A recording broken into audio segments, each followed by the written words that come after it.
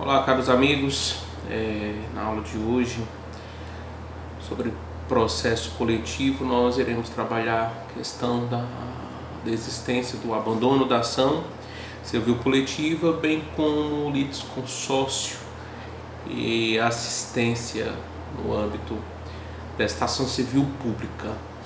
Primeiramente, no que diz respeito ao abandono ou desistência da ação civil pública, há uma previsão no artigo 5º, parágrafo 3º da Lei da Ação Civil Pública 7347 de 85, no sentido de ser possível a desistência da ação civil pública e mesmo seu abandono, né?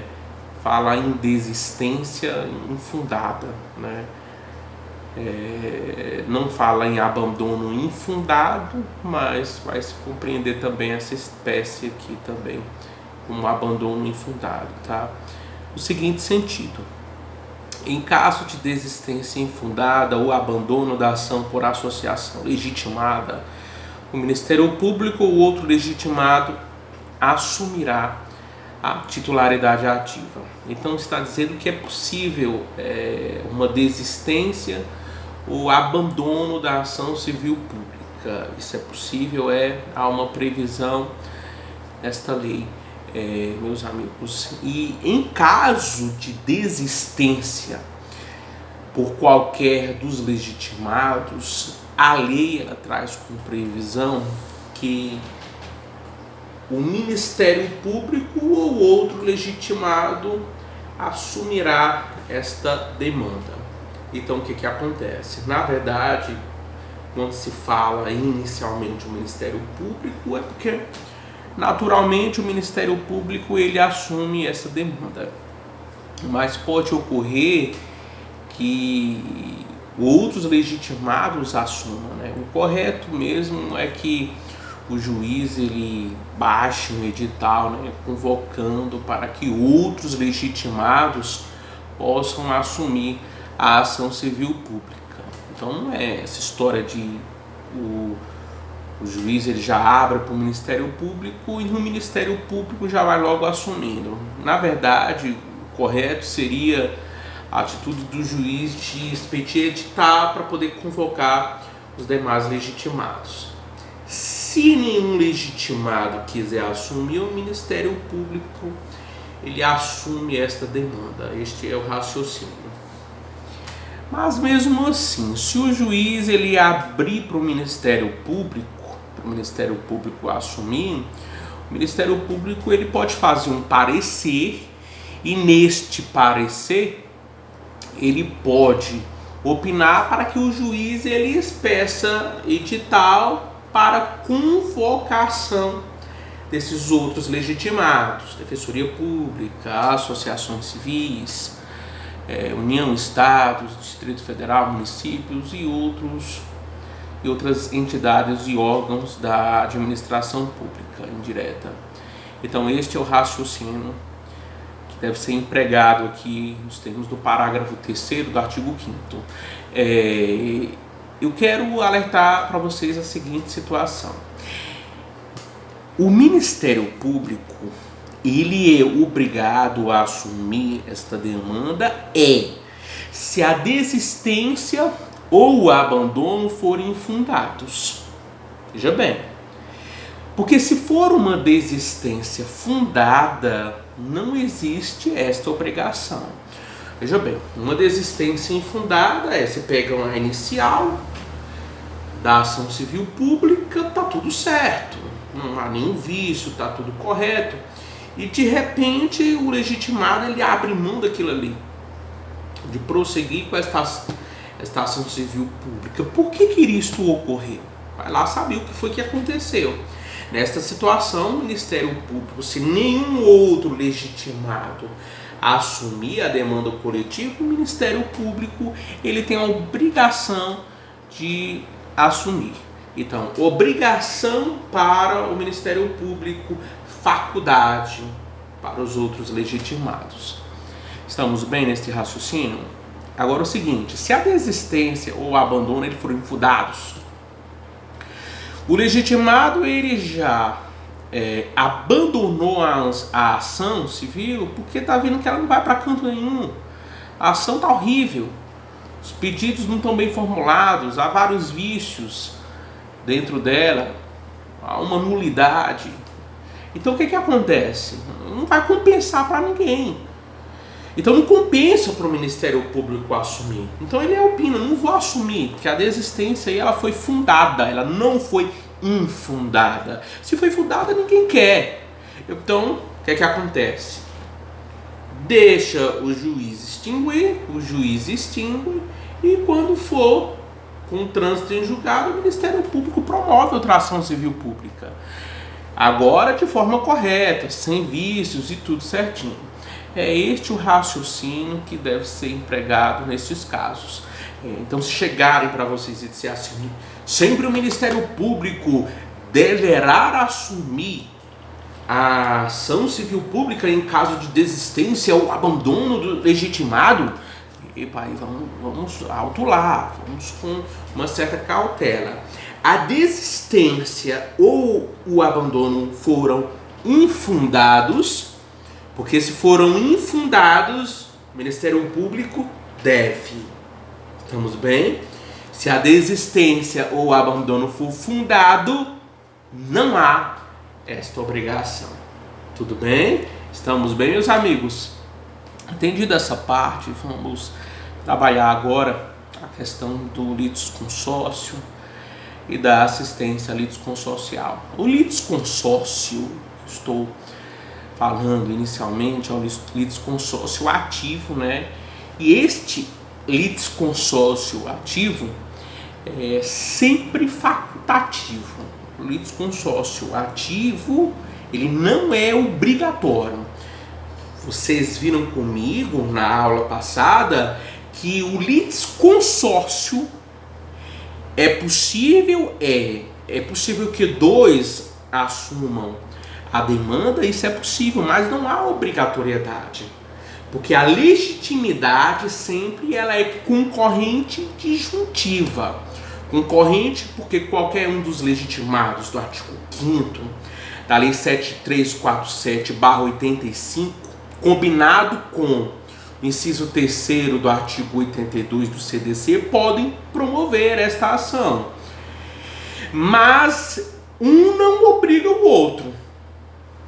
Esta é a interpretação que quando nós dizemos que ela é disjuntiva porque ninguém é obrigado a chamar o outro. Então pronto, a legitimidade ela é facultativa e o litisconsórcio ativo, portanto, ele também é facultativo.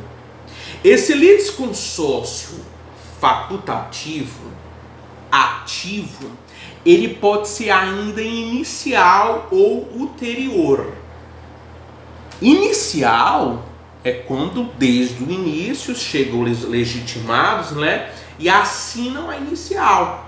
Por exemplo, é possível existir litisconsórcio ativo entre ministérios públicos de estados diferentes? É um pouco difícil, mas é possível. É possível existir litisconsórcio entre Ministério Público Estadual e Ministério Público Federal? É possível, desde a inicial. Então, quando o membro do Ministério Público ele vê que é um caso de provocar uma autarquia federal, ele vai acabar convidando o membro do Ministério Público da União para poder fazer esta inicial com ele, né? E quem é que vai promover? Os dois vão promover junto perante a Justiça Federal, que vai ser a justiça que vai atrair esta competência. Então, desde já, nós temos o quê? Um litisconsórcio ativo inicial entre Ministério Público Estadual e Ministério Público Federal. Mas é possível também assinar na mesma peça Ministério Público e Defensoria Pública, Associação e Ministério Público, e por aí vai. A gente dá para poder desenvolver essa ideia, tá?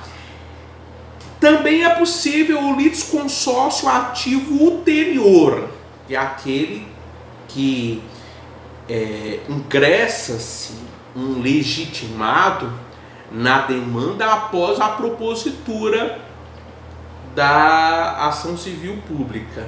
Então imagine que o Ministério Público Estadual ele entrou com a ação civil pública. Logo depois entrou o Ministério Público Federal. Então nós temos um litisconsórcio ativo ulterior, porque o Ministério Público Federal ele não assinou a petição inicial aqui.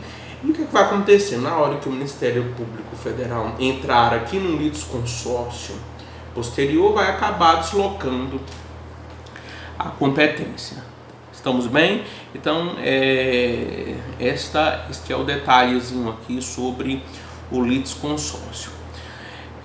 Quanto à assistência litisconsorcial, será que é possível no âmbito da ação civil pública a assistência litisconsorcial?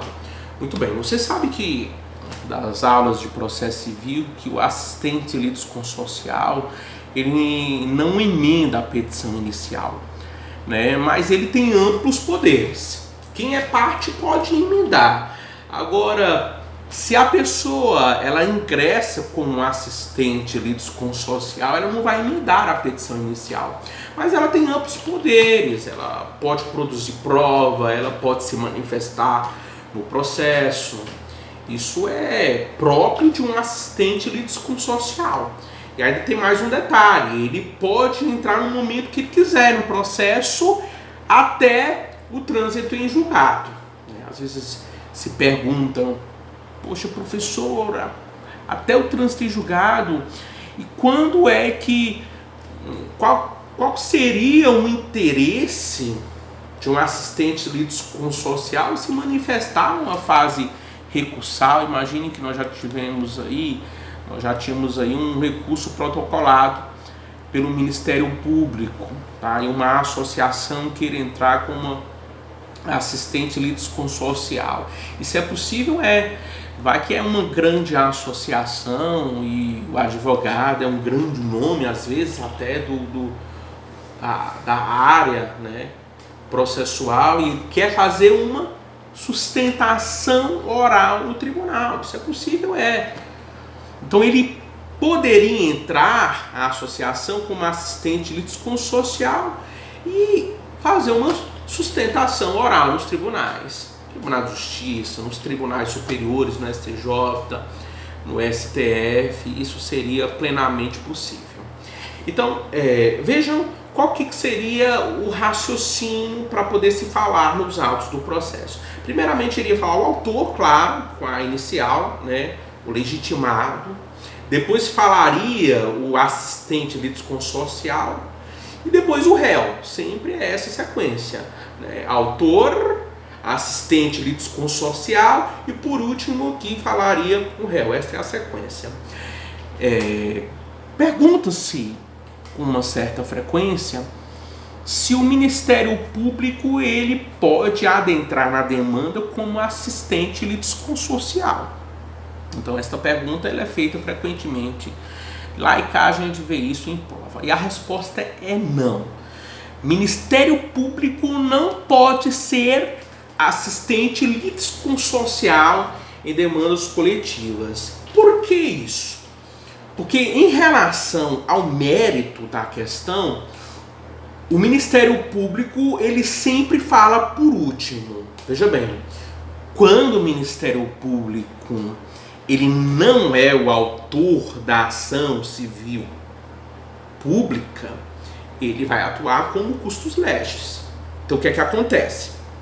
Fala primeiro o autor, depois o assistente litisconsorcial, depois o réu e por último fala o Ministério Público. Fala o Ministério Público. Vocês sabem isso é regra do processo civil. O processo civil é assim. Quando o Ministério Público atua como fiscal do ordenamento jurídico, ele sempre fala depois das partes. Depois das partes. Então ele não fala, ele não pode atuar com assistente litisconsorcial. Sempre a regra é esta: autor, assistente litisconsorcial, réu e, por último, o Ministério Público, que é o fiscal do ordenamento jurídico e que, portanto, não é possível o Ministério Público atuar com um assistente litisconsorcial, meus amigos. Então, são estas observações que eu queria trabalhar com vocês na aula de hoje, e na próxima aula nós vamos trabalhar questões sobre legitimidade passiva e pedido e causa de pedido. Estamos bem, meus amigos? Fiquem todos com Deus e até a próxima aula.